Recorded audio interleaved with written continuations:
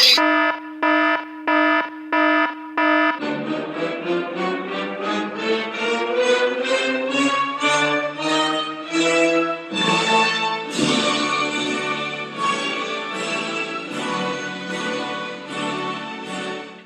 you beautiful bastards, and welcome to the 4th ever Danger Zone podcast. I am your host, Daniel Kelly, and I'm once again joined by the minions, Mr. Ryan Palmer. Hello.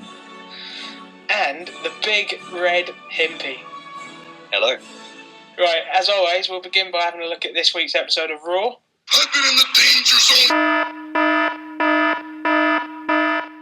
And we'll begin with the main focus of the show, which was a follow-up to last week's brawl between The Shield and Ryback, John Cena and Sheamus. Earlier in the show, Cena said that he will call out The Shield, and this confrontation ended up taking place at the end of this week's Raw. Brad Maddox started this segment in the ring. He revealed that he had given Vince the footage from last week that proved that Paul Heyman had paid both Maddox and The Shield to help CM Punk over the last few months. Maddox talks about wanting to be the hero and the one to call out The Shield, and so that Cena wouldn't be that person. So he then tells the Shield to get out there, and they do. They all have a go on the mic as they're coming down, and they say they're going to enjoy beating up Maddox. And Maddox doesn't really put up much of a fight here. He's completely destroyed quickly, and they give him a triple powerbomb. I'm glad that they finally have shaken things up a bit with the Shield now. They've given these little... This is like the first time in the ring I think they've actually done any promo kind of stuff. Yeah, so that was nice. And hopefully they'll start the process of allowing their characters to evolve a bit now. So yeah, I look forward to that. Later on, Cena comes through the crowd, just as the Shield enter the ring always, and he's followed by Ryback and Sheamus. Shield retreat at this point, try to go up the ramp, but the superstars, the other baby faces, block their path out.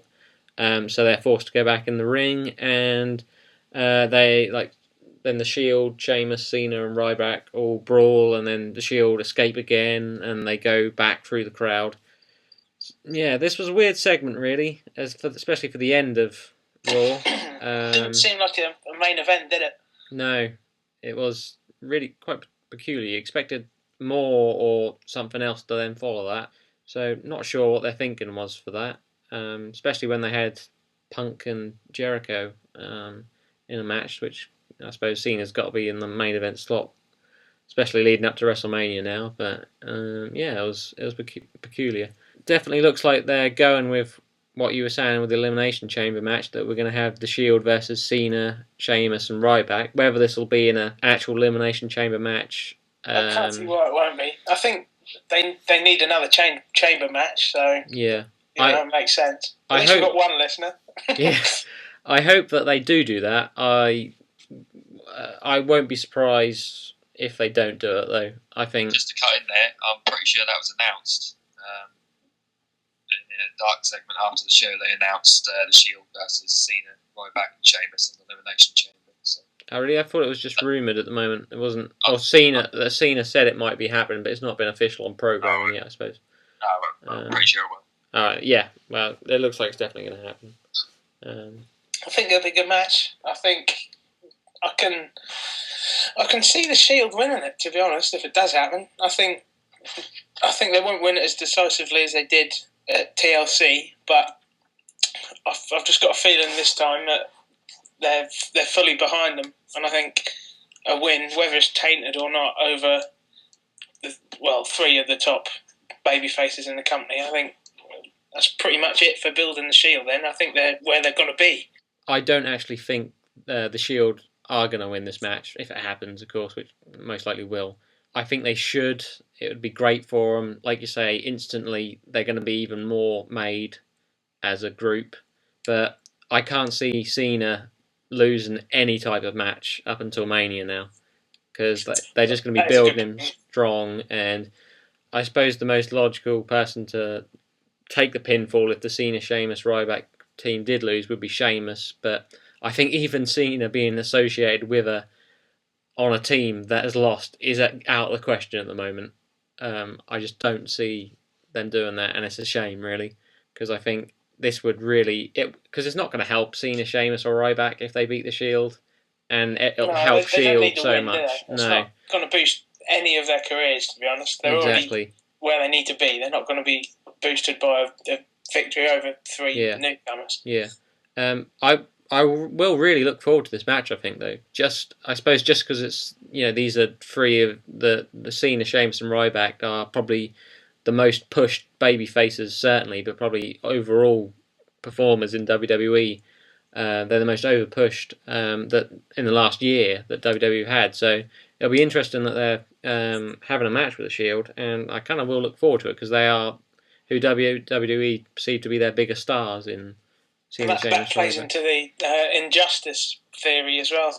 They can work it around that if they want to sort of blur the lines between storyline and reality. Yeah, I would have loved to have seen this match at Mania or something like that, but obviously that was never going to happen. We've seen Cena's not going to be in a multi-man tag match for Mania, but I mean, if it were a Mania match, I think they could build it as a really big Mania match, like one of the top three. The top three matches on the card, I would say. I think people would be a lot more appreciative of it, especially with Cena not being in a title match or a big one-on-one match. I think it'd have been quite nice. The WrestleMania crowd, though, would absolutely destroy the face team. They would, yeah. It'd be so pro-Shield.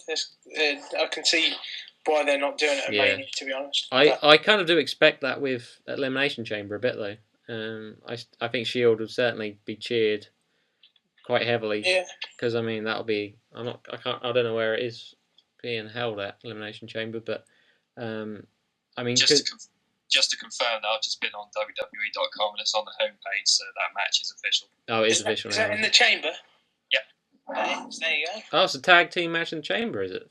Yep, 6-man tag chamber match. Oh wow, brilliant! Well done, Dan. Cheers. You win the Mystic Meg Award of the week. That sounds like a really bad slammy. Yeah. I'll give mine to Ric Flair. Just going back to Raw, the Raw involvement of these six, I think the fact that it's the first time in a little while that the Shield have come off the show not having the upper hand. And I think, to be fair, this time, I know they were pretty chased off and they looked pretty cowardly, but they were still outnumbered because of all the faces and that on the ramp, and Orton came down, and they didn't really get damaged that badly before they retreated as well. No, I don't really think it did hurt them at all. It was more like I know it's kind of a heel thing to do, for them to leave, but it seemed more like a tactical decision, which you could argue, which I suppose is a logical way to do it. It's not more than, it was more like a tactical retreat, and, which I don't mind as much as. The faces needed a rub at least 1 week, because if not, it's pointless having a match, to be honest. Exactly. It's not an even build, is it? And I suppose it has been the Shield being on top a lot of the times. There's only been a few times they've been run off or something like that. So, I mean, I don't think it was unnecessary. I mean, they did get the best of them last week, so. But I suppose it all comes down to the match, and hopefully they'll do the right thing and put the Shield over, but I will be very surprised to see that happen. Yeah, just to clarify, it does say a 6-man tag match. I thought it said in the Elimination Chamber, but it says at the Elimination Chamber. I think it's just a normal 6-man tag match. That leaves the question open then as to what the other Elimination Chamber match will be, unless they only do go with one. Yeah, I think they will just go with one. I mean, they've got other big matches. So it's with this unfortunate news, I have to withdraw your award for the Mystic Meg Award of the week. So, oh dear. Ric Flair's elbow dropped it, and it's all bent anyway. So, exciting times ahead for the Shield, hopefully. Just on the last bit on this segment, where do we see Shield going after Elimination Chamber? I think they'll have a multi-man match at Mania. Or they'll be in the multi-man match. I don't know I think it'll be a handicap match. I can see Ryback versus the Shield. I really can. That'll play into a lot what happens at Elimination Chamber. If they take Ryback out or some incident involving Ryback occurs, then we'll have a reason to have that match, and I can honestly see that happening. Yeah, it does. Yeah, I can't see exactly how they're going to do it. I suppose the result does play a big factor on it, and I suppose you would expect if they're going to do another ride back Shield kind of match, then the face you team think the would Shield would have to win at Elimination Chamber for that to happen? Yeah, I can't see it unless they're going to then put the Shield over again at, or we'll put the Shield over at Mania maybe against him in another multi-man match. But yeah, that's uncertain. Same with Sheamus really as well, because I mean, it looks like he won't be in the world title picture. So yeah, just getting it out there. Yeah. Unless we see Elimination Chamber, we could have a Russo style swerve, and one of the three, or obviously not Cena, but one of the other two could maybe be revealed to be part of the Shield. I don't know. It's very unlikely, but yeah, it's an interesting. I'd be very surprised with something like that. But I mean, yeah, it sets Mania up. It keeps the Shield's momentum fresh, I suppose. Yeah, I don't know. Maybe they could bring someone else, like quite a big star in to replace Cena. I don't know who that would be, but yeah, and I would be surprised if they do pretty much the same match for then Mania. It seems, I mean, with the rematches there's likely to be at Mania already, having pretty much a rematch apart from Cena of the last pay-per-views match would be. To be honest, though, I think the Shield, no matter what way it goes, I think they'll be in the mid card at Mania, because you're going to have the three big matches, which will be the WWE title, and then you'll have probably Brock Lesnar and Triple H, I would say. Yeah. And then if you have your Undertaker match, they're going to be at the best fourth on the bill. Do you know what I mean? Yeah. I mean, that's without people like Orton or exactly. Although he probably will be involved in the World Heavyweight title match. I would imagine at the moment I feel it might be Del Rio, Orton at Mania. But yeah, I mean, there's so many guys who are going to be kind of left out really. So like say Sheamus and Orton, there's a lot of them. So I think Jericho would come back for a big match at Mania as well. Yeah, maybe he would slot in there. I don't know, but maybe they'd probably have to change that up a bit. Maybe put Sheamus somewhere else. But yeah, it's interesting. It's because there's one thing I can't really predict what they're going to do. That's what you want. Yeah, you do. But yeah, is it going to end with the Shield getting beaten? Who knows? We'll see. Exciting times.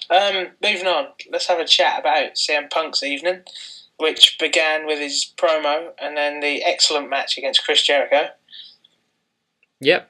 So yeah, Punk's first appearance on this show was the promo at the start of the match. Promo at the start of the show, and he got Justin Roberts to announce him as the People's Champion,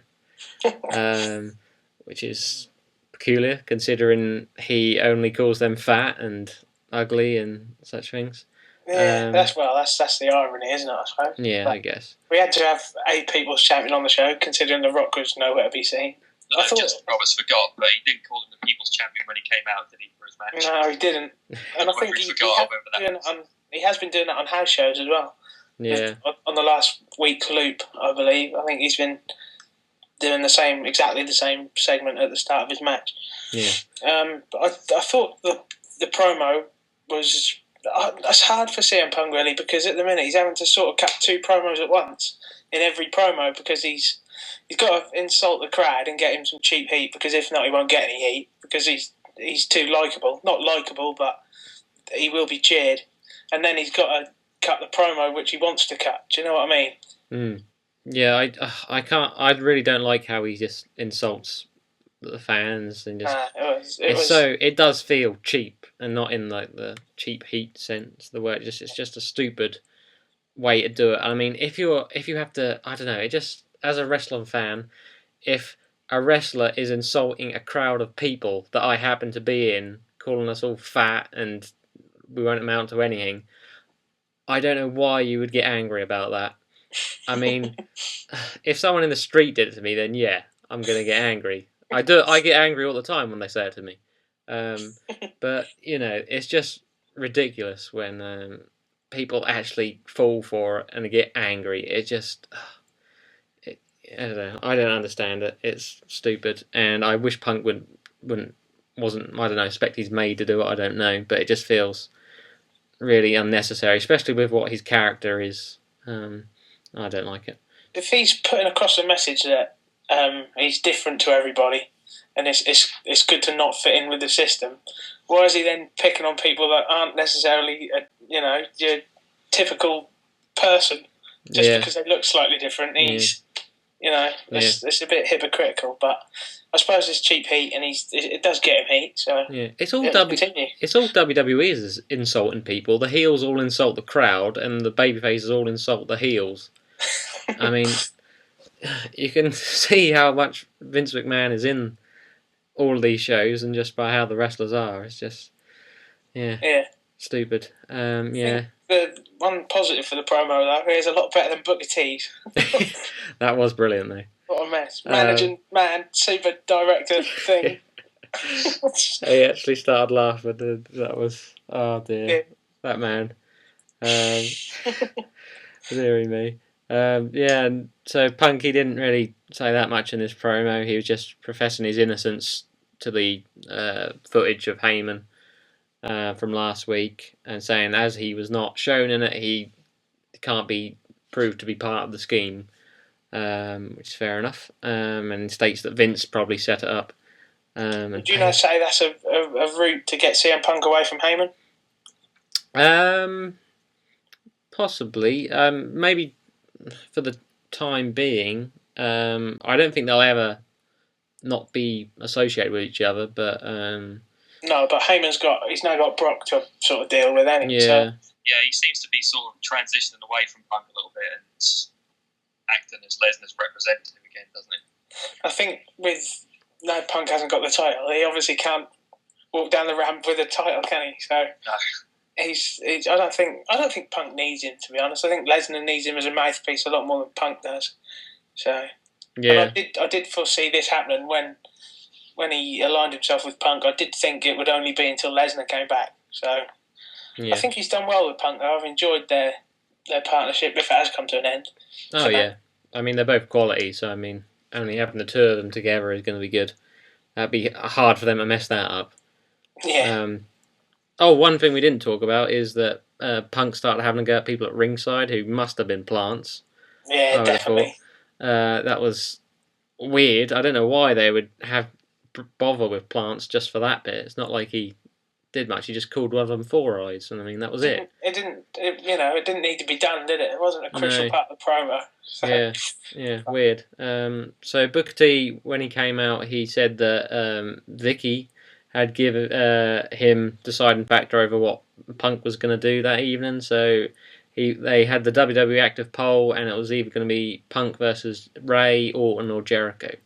So yeah, and then we found out later on that it was by 57% of the vote went for Jericho, I believe. Yeah, I think so. And so overwhelming for Jericho, which was nice. And then so we had Punk versus Jericho, which was a brilliant match. It was fantastic. Best TV match for quite a while. Yeah, certainly. I think we'll do if we get a better TV match than that this year in WWE. I think we'll do very well. Yeah, it was very good. Given lots of time and that. I think with the match, I think their series last year, we've had 3 quality matches now between Punk and Jericho. I know the feud last year doesn't really get much love, but I think you can't fault their in-ring efforts together. I think we've had 3 really good matches, and they've all been very different as well. Yeah, definitely. I mean, this had a nice little difference to it with the role reversal of heel and babyface, and it did feel a lot different. So yeah, it was very good, and of course, it was the only thing that the crowd was up for really as well all night. I think. Yeah, definitely. I thought it was a very poor crowd. Yeah, it wasn't very good. No, they weren't into much. So of course, Punk pins Jericho after the GTS. I kind of thought they might go for some kind of cheap finish, maybe Punk cheating or something happening. I do like Jericho, but I think Punk definitely needed a clean win here. Yeah, he did need the win. Definitely. It would have looked really bad if he couldn't beat. Even Jericho is a top star, but if he couldn't beat him and then he's going on to The Rock, who they've got on a pedestal above everyone at the moment until Cena beats him at Mania. So he definitely needed that, and he needs another big win really next week if he has a match on Raw already to get him properly ready. Because whether people liked the Royal Rumble match between Punk and Rock before, Punk did look quite weak in it. I think we could see Punk take The Rock out next week somehow, backstage or something. Yeah. To give him a little bit more credibility building into the chamber. But with Chris Jericho, this run and the last one, he's basically now he's an enhancement talent really for the sort of upper mid carders that need a final push before a pay-per-view match. That's what his role is really. He put Punk over last year twice, didn't he? Yeah. He put Ziggler over. I know he beat him at pay-per-view, but he cost him his job, which was a big rub for Ziggler. And you got to admire Jericho for that, really, because he's not coming back to sort of massage his own ego. He's coming back to genuinely do good for the company. Yeah, it is. I don't think there'd be many other people who would do that. No, exactly. So, and he doesn't need the wins, does he? He's no. still going to be as over one night as he is the next if he loses, you know. So to me, it seems he's more than happy to do it, and that's probably what he'd choose to be doing anyway. Even if he had the choice whether he could win all the time or not, he'd probably be doing exactly the same thing. He's just that kind of guy. If he opposed it, he wouldn't be doing it. I think he's got a big enough sort of role backstage that he could get out of that easily if he wanted to. I mean, he's got so many other aspirations. I mean, he doesn't need it. So, good on to Jericho. Right, moving on. Miz TV, which included Paul Heyman, Vicky Guerrero, and of course Brock Lesnar came out towards the end and wiped Miz out, which I thought was well done. I think I was expecting Lesnar to get involved, but at the start of the show, I don't think many people would have predicted that Lesnar would have been taken out the Miz that night. Yeah, I'm very glad he did. But it was a weird segment. It didn't really come to life for me until Lesnar came out. Heyman was brilliant as always, but I thought Vicky was good as well. I think she played her part well. I think Vicky and Heyman, if they were put in an authority position where they work together, I think we could get some really good stuff out of them too. Yeah, definitely. So before Lesnar came out, basically the bulk of the interview here was Heyman saying that he didn't know Lesnar was going to attack Vince or anything like that. He didn't put him up to it. Miz doesn't believe him and calls him the most committed lie he has ever seen. This brings out Vicky, who says that she actually brought Lesnar back and got him to sign a new contract in the hope of impressing Vince so that he would make her the new permanent GM, which was all right way to explain it all. I agree. Not bad. So then Miz insults both Heyman and Vicky, and this brings out Brock Lesnar, and he confronts Miz. Miz shoves him. Then Lesnar proceeds to destroy him. Gives him some vicious looking knee strikes that look really good, and then just lobs him out of the ring. That looked a brutal bump. Yeah, I mean, he is. I must be living vicariously through Lesnar if he's going to throw him about that hard. I seriously doubt there's a queue to work with Lesnar. To be honest, I think he's one of the stiffest workers of recent times. Anyway, I think that's part of his character, though, isn't it? He's it's so believable, though. I mean, you instantly believe it. I mean, you just. The bit that tells you wrestling is predetermined and not entirely real just goes out the window for me when Lesnar's there. It's just Heyman makes him look even better by not sort of he's his representative, but he doesn't sort of control him. He looks like more terrified of what he'll do next. Yeah, that's a very effective way for Heyman to be. Heyman I think really conveys that he's in charge of Brock, but Brock can still do whatever he wants. Yeah, nothing he can do to stop him. Yeah, and that Lesnar, Heyman is acts generally scared of what Lesnar's doing. Really, really makes Lesnar seem like this uncontrollable psycho, really.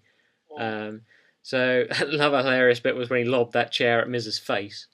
Where you could just see Miz on the floor. He looked like, what's happening to me?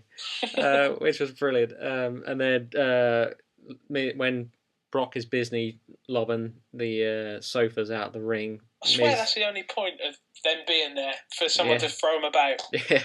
No one ever sits on them. No. Why are they there? Do you know what I mean? Yeah. So we end this beatdown of Miz with him giving an F5 to him. I would have. The beatdown was good, but with like Heyman's reaction of "You're gonna kill him, you're gonna kill him," I would have liked to have seen. I don't know if this is my hatred for Miz coming out or what, but I would like to have seen Brock Lesnar do a bit more to him, especially for shoving him. Maybe like taking him down and like giving some punches and elbows and things. Just some more MMA.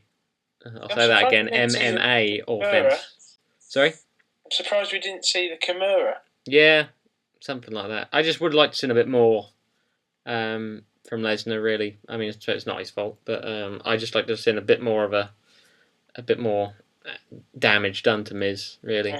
Because it just seemed a bit, he did do some stuff to him and then give him F5. But yeah. Like when he gave him the F5, there was just something wrong about Michael Cole saying, "Watch the couch." Yeah. Yeah. About killing the tension. Yeah, he said it like it was his or something. Yeah, that was weird. Where do we see Brock going from here? Unfortunately, Triple H, I imagine. Yeah, I think we can all agree with that. Yeah, I mean, it wouldn't be so bad if Lesnar beats him at Mania, but I don't think that's going to happen. But he's beaten once pretty clean, hasn't he? So yeah, can't see that happening again. I'm sure we'll talk about this more in episodes to come, but that'd be a travesty, and Triple H would be ashamed of himself if he does that, to be honest. But yeah, just one thing with Lesnar. I'm surprised he doesn't do more on an episode, each episode he's on. I mean, because he's got such limited like dates because of his contract. You'd think he'd do a bit more. With a return last week, that's fair enough. He's returned, but I know less is more and things like that. But you're paying this man a lot of money, and he hasn't really done much. I mean, I'm not saying just matches, but maybe just to be present a little bit more. Yeah, you get the impression that with Lesnar, compared to I know it's a different scenario, but with The Rock's return, you're starting to feel that Rock's like a proper member of the company now. Do you know what I mean? Yeah. I know he's got the title, but last year, I mean, Lesnar only worked 2 matches and probably 10 dates in total, I'd say. Not much more. It sort of felt like he wasn't back. Do you know what I mean? Yeah. I hope when he leaves each time, like in between feuds and stuff, he isn't going to be like quitting or stuff like that, and then they bring him back. He's come back. Tired pretty quickly. It's pretty tired now, so I hope they don't do it again. He just says, "Well, I've got, I'm going for a while," and then he can just turn up. I don't know why they have to necessarily write him out too much. But yeah, there we go. I think. Final thing on the underutilising of Lesnar. You'd think because by all accounts he's a person that doesn't like to be away from home unless he's really got to be. So you'd think that he'd want to sort of fly to all these places in America. You'd think he'd want to do as much as he could to make the use of the time that he's going to be away from home. He might as well go for it. Do you know what I mean? Yeah, definitely. But we'll see. Yeah. The other very good match of the evening, in my opinion, Daniel Bryan and Rey Mysterio, which was followed up by the return of Mark Henry, which I think is a welcome return, to be honest. But first we'll talk about the match. Yeah. This match with Mysterio 4 years younger would be... I can only imagine how good that could be.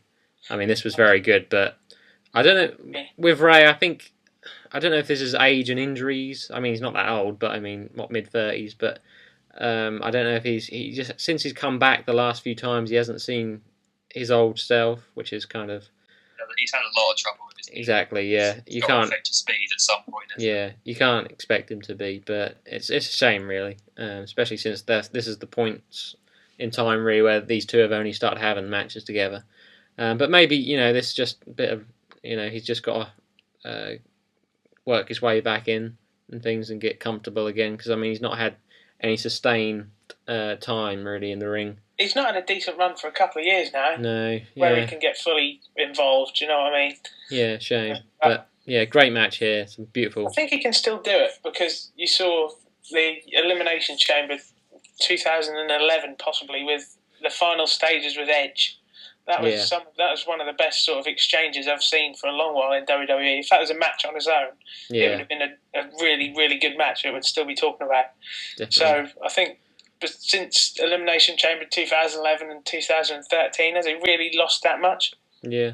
I think once he gets bedded in properly again, I think we'll be flying. I'd love to see a longer program between these two. Oh God, yeah. I would love to see them. This is a Mania match for him. Yeah. But yeah, I suppose we'll see with Ray. I mean, he's in the Elimination Chamber match coming up, and maybe Brian can be his edge in these kind of matches, and they can have some good segments. Hopefully, that'll be allowed. Let's hope so. So yeah, I thought a massive win for Brian. Definitely his biggest win since SummerSlam against Kane, I would have said. Yeah, well, I'd say his biggest win since he won the title. To be honest, I think this is bigger than the Kane win. I think Rey Mysterio is one of the all-time greats and one of his heroes, which he's admitted in interviews. I think it'd have felt pretty good after that last night. Yeah, great that he got this win. I was a bit worried he wouldn't, just because it's very rare that Brian will get a win, especially clean. Match. Yeah. So yeah, very good. But yeah, so he tapped him out to the no lock, which was very surprising. But very good indeed. And then we had Mark Henry came down and ruined everyone completely. And he ruined my life, to be honest. I was not pleased to see him back. I thought this possibly would have been the end of him. He would retire. I don't agree with that. I think it could be a refreshing change to see him back. I thought his work before he went with was it his shoulder injuries? I can't remember. Probably not, but some injuries. I've really enjoyed his run with the title. Yeah. I think it's a refreshing change that we've got a big man back that's going to ruin everyone in sight. Yeah. And some of the moves that he hit on Sin Cara and Rey Mysterio were brutal looking, especially the last World's Strongest Slam, whatever it's called, on Rey Mysterio, where he springboard. Did he springboard or did he just run into the ropes? Sin Cara springboarded from the outside to the inside and he caught him. Brutal bump. Yeah. I mean, I get what you mean. It was kind of refreshing that he finally had a good run after 17 years or something like that. So, but I'm in no hurry to see anything like that again. That would have been funny. Yeah. I think Henry's gonna. I think this will be his last proper run. Yeah. So they're gonna try and make the most out of him. Well, yeah, we'll see what he does. But annoyed that everyone's using the Vader bomb now. There's 3 people on the roster using the Vader bomb, for Christ's sake. I mean. Yeah, they are actually. That's a good point. Never thought of that. Yeah. I might see Henry in the SmackDown Chamber match. Yes, that's a good. That's a good hell of a shout. That is, Himpy. Hopefully, instead of Carly. Yes, hopefully. He could take Carly out, couldn't he? Yeah. So fingers crossed. I think it comes to something when you'd rather see Mark Henry in a match than someone else. It's got to be pretty bad for the other person. Definitely. But just quickly, final point on this. I'd like to know how long it's been since Brian won and Kane lost on the same night. It's probably never happened before. I can't remember it, to be honest. Yeah, refreshing change. Right. I think that's about it for the main points of the show. Do you want to take us through the rest, Ryan? Yeah, well, I'll do the roundup of the rest of the show, yeah. Go on, first off, we had Ryback versus Cesaro in a non-title match, of course. This was most notable for the funniest leg drop I have ever seen. I pissed myself. I know exactly what you're going to talk about. Go on. It was, oh my God. What is wrong with Ryback? I mean, how shit are you that you can't do a leg drop? It's literally sitting down suddenly. I mean, oh dear. He took a back bump, for Christ's sake, when he did it. He landed flat. Oh. Yep. Dear me. Yeah, just fuck him.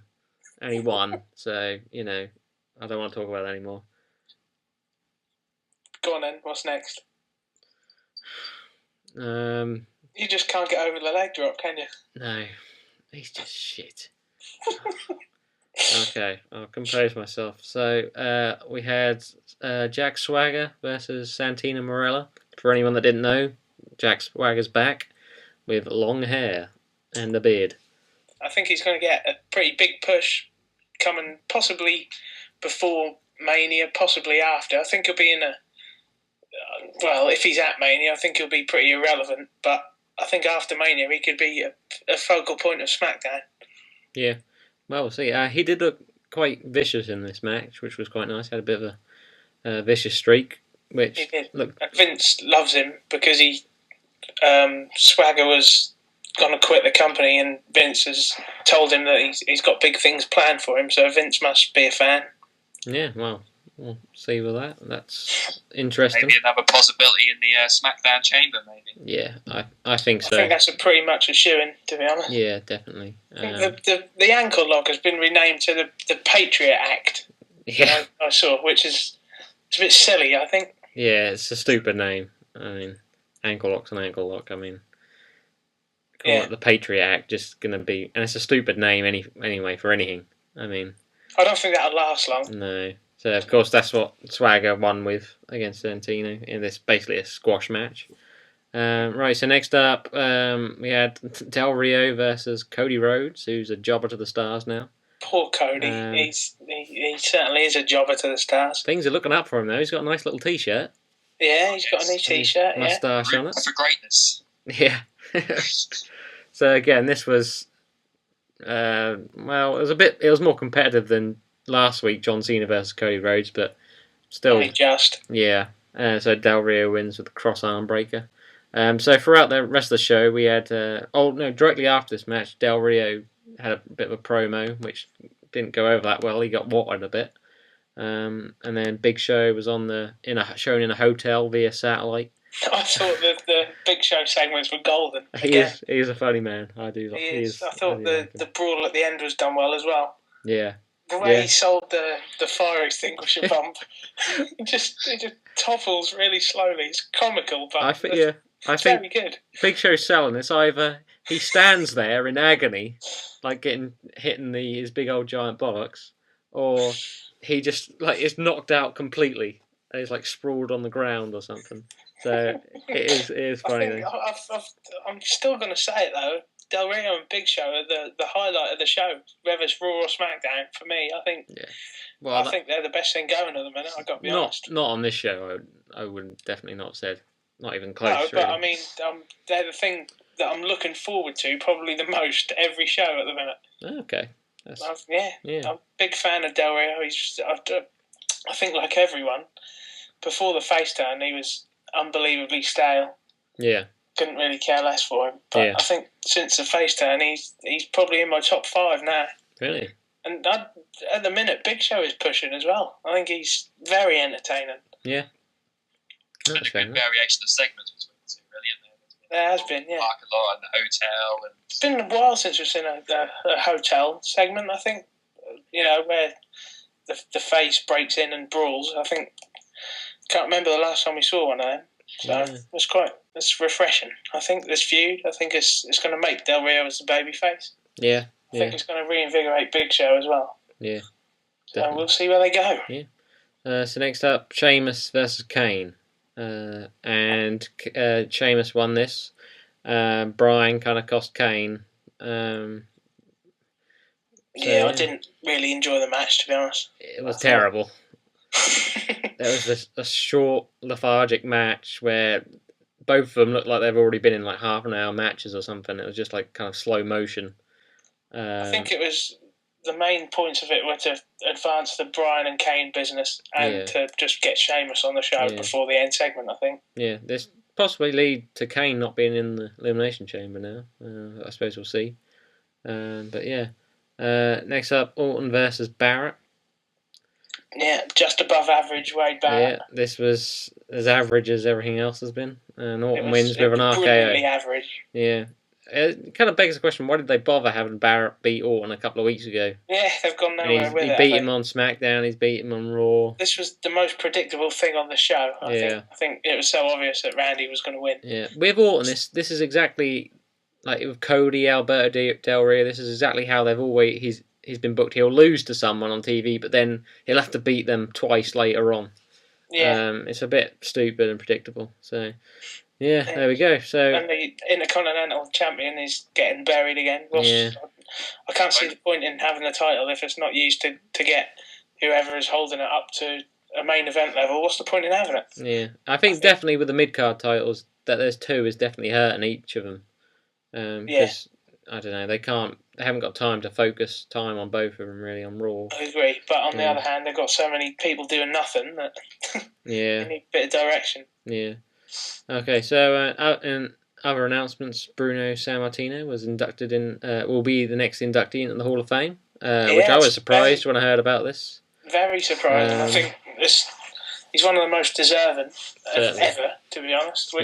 But I could never see it happening, to be honest. I think I'd like to see what Triple H did in their meetings, to be honest, to get it. They've been trying for a long, long time, haven't they? To get they have. Yeah, maybe he offered him a go on Stephanie or something. I don't know. Yeah. So yeah, that'll be good. And then one last thing I want to mention: no Divas match. Oh yeah. There you go. That shows how relevant the division is. When I didn't notice until you just said that. Yeah, I'm not surprised with how bad Caitlin Tamina was last week. Yeah, that was shocking. Yeah. Is there even a diva on the show this week? Don't think so. Vicky Guerrero. Yeah. Oh. That doesn't count. I don't think that. There was no Ziggler and AJ, was there? No. Or Natalia and Carly. No. Yeah. There you go. And on that bombshell, we'll end with the ratings for the show. I'm giving it a 7 out of 10. I thought we had two very, very good matches. One was better than the other, but the other one was still quality. And it was infinitely better than last week. So I'm giving it a 7 out of 10. Maybe pushing to a 7.5. Yeah. Well, I'm going to go for a 6 out of 10. A harsh 6 out of 10. I think it possibly... hard man to impress. It possibly could have deserved a 7. There wasn't anything that was like shockingly bad like last week, but most of the content was just so average and dull. There were some good bits, some very good bits, like with a match with like Bryan versus Mysterio and Jericho versus Punk and Lesnar's involvement, but yeah, overall I was just so bored a lot of the time throughout this show that I can't give it any more than a 6. I was just, I couldn't wait for it to end, really. Go on then, Himpy. I'm going to sit nicely on the fence with a 6.5 out of 10, I think. Rule breaker, Himpy. Oh, sorry, I know. Not allowed. I thought it was a pretty up and down show. The comedy last week sort of made the show drag on. I don't think it dragged on as much this week, but there were some good bits and some bad bits. I think the final thing I will say on Raw is that all the storylines going forward were advanced pretty well. Yeah. And we had 2 good matches on top of that. So I think in the way that Raw's been lately, I think you're going to have to take that as a good show. Yeah. All right then. Is that about it, boys? Yeah, I think that'll about do it for this week. I think that's about it. A big thank you for listening to the show again. Don't forget to send us a tweet at DZ Podcast on Twitter. Check out the website, which is www.thedangerzonepodcast.com. And if you keep checking back during the week, we're going to have some new reviews on the site soon with some columns going up. So keep having a look for them. They'll be pretty entertaining, especially Ryan's ones. He's got some interesting things coming up. Yeah, look out for Ryan's rambunctious wrestling ramblings. So there you go. Coming to a website near you. Yeah. You can subscribe to us on YouTube and watch all the old shows, the back catalogue. You just search for the Danger Zone Podcast and you'll see everything you need. And you can like us on Facebook by also searching for the Danger Zone Podcast.